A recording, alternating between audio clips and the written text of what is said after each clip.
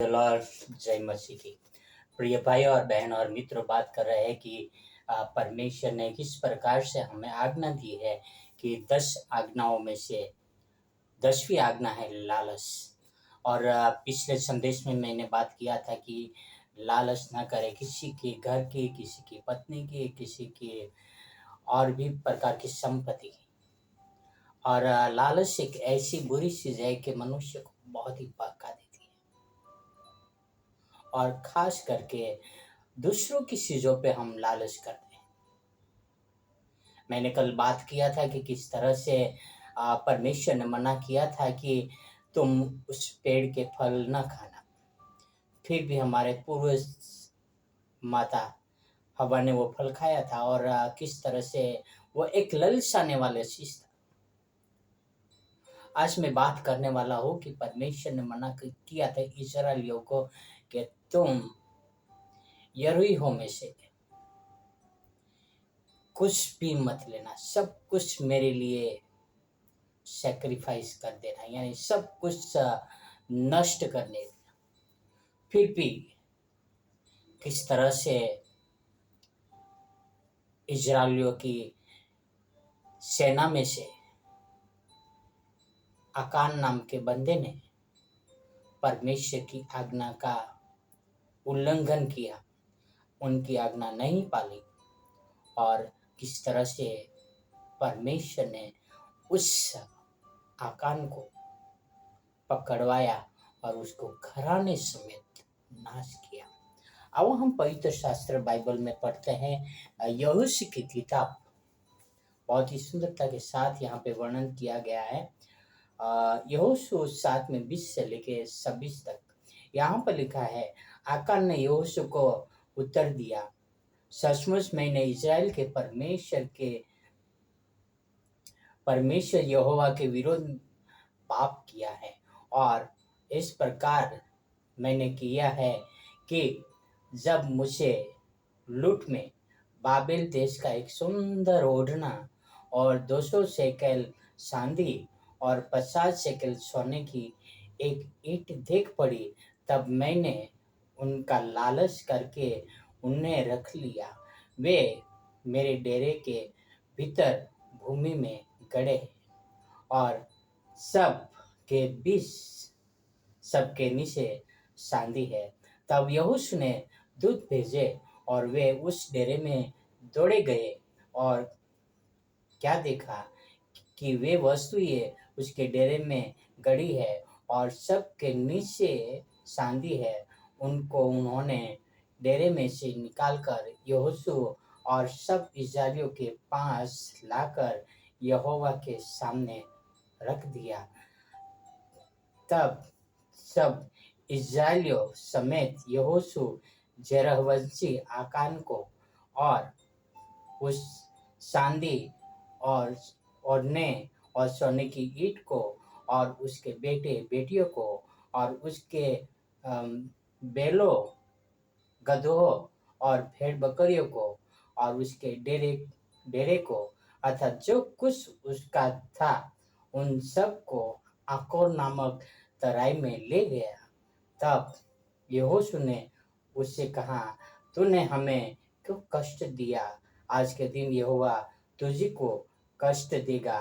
तब सब इस्राएलियों ने उस पर पत्थरवार किया और उनको आग में डालकर जलाया और उनके ऊपर पत्थर डाल दिए, और उन्होंने उसके ऊपर पत्थरों का बड़ा ढेर लगा दिया जो आज तक बना है। तब यहोवा का भड़का हुआ कोप शांत हो गया। इस कारण उस स्थान का नाम आज तक आकोर की तराई पड़ा है। भाई और बहनों और मित्रों, यहाँ पे हम बात कर रहे हैं कि किस तरह से आकान ने परमेश्वर के विरुद्ध में पाप किया। लालच में आकर उसने कुछ चांदी, कुछ सोने और बाबिल के ओढ़ने उसने अपने घर के लिए ले लिया। भाई और बहनों मित्रों, कई बार हमारे अंदर भी लालसा होती है। जब हम देखते हैं कि कोई नहीं है और कुछ ऐसी अनमोल वस्तु पड़ी है, तो क्या करते हैं कि हाथ मार लेते हैं। पर यहोवा देखता है। वो आकान ने सोचा कि मुझे कोई नहीं देख रहा है, चल मैं उठा लो। वो लाया अपने घर और किस तरह से उसने अपने डेक में गड्ढा किया और गड्ढा करके उनको छुपा दिया। भाई और बहनों और मित्रों, पाप ऐसा है कि हम कितना भी गड्ढा करके छुपाएगा, परमेश्वर के सामने खुला हो जाएगा। यहाँ पर परमेश्वर के सामने आकान का पाप खुला हो गया था। हम कितने भी लालच करेंगे, पर परमेश्वर सब कुछ देखता है। हम अक्सर दूसरे की चीजों की लालच करते हैं। यहाँ पर आकान ने क्या किया, वो दूसरे की चीजें, पर परमेश्वर ने वहां पर कहा था कि यरीहो को पूरी तरह से नाश किया जाए। उसमें न भेड़ बकरियां बची जाए, न स्त्री पुरुष बचा जाए, न कुछ भी बचा जाए, सब कुछ नाश किया जाए। और इसने अपने लिए लेके आया। गलत था, परमेश्वर की आज्ञा का उल्लंघन था। परमेश्वर ने 10 कमांडमेंट में से 10वीं कमांडमेंट यह दिया था कि तुम किसी की लालच मत करना। भाई और बहन और मित्र, कई बार हम भी लालच करते किसी की वस्तु को देखकर कि शायद मेरे पास भी होना चाहिए। आज परमेश्वर हमें कहते हैं कि किसी की लालच मत करना। चाहे कितना भी फ्री में मिलता हो, आपके सामने ढेर लगा दे, फिर लालच मत करना। आओ हम निर्णय लेके कोई भी प्रकार की हम लालच नहीं करेंगे। जैसा आकान का स्वभाव था वैसा स्वभाव हमारा ना, हम परमेश्वर को धोखा देने वाले ना बने। आओ एक प्रार्थना करें। स्वर्ग और पृथ्वी के अधिकारी पिता, कई प्रकार की लालसा हमारे अंदर आती है पिता, क्या हमें कहीं से कुछ मिल जाए करके पिता। और कई बार हमने मनुष्य की दृष्टि में छुपाकर लालसा में आके पाप किया है पिता। पर पिता आपकी दृष्टि में सब कुछ खुला और बेपर्दा है पिता। जिस तरह से आकान ने यह सोचा कि मुझे कौन देखेगा, पर प्रभु आप देखने वाले ईश्वर थे पिता।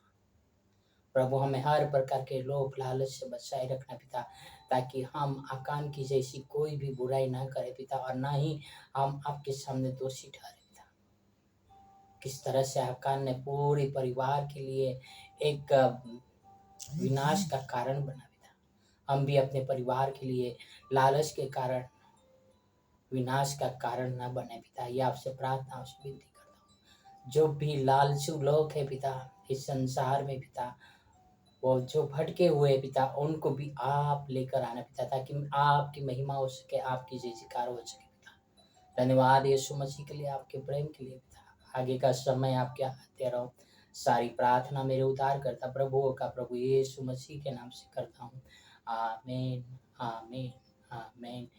God bless you. Have wonderful